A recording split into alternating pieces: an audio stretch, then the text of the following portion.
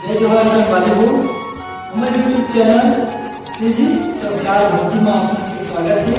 ये चैनल के माध्यम से आप मतलब तो बराबर भजन आप मतलब पसंद आए तो बिल्कुल लाइक शेयर कमेंट और सब्सक्राइब जरूर करें।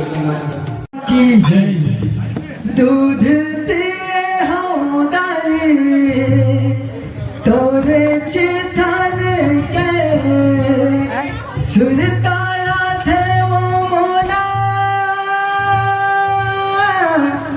मोर बचपन के सुरताया थे वो मोला मोर बचपन के कैसे छुटाऊं दाई वो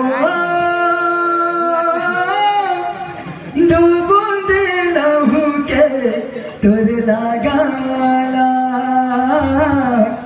दो बूंद लहू के तुर लगाला वो दुर्गा मैया की जय।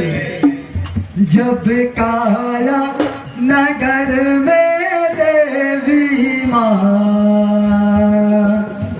महामाया विराजे, जब काया नगर में देवी माँ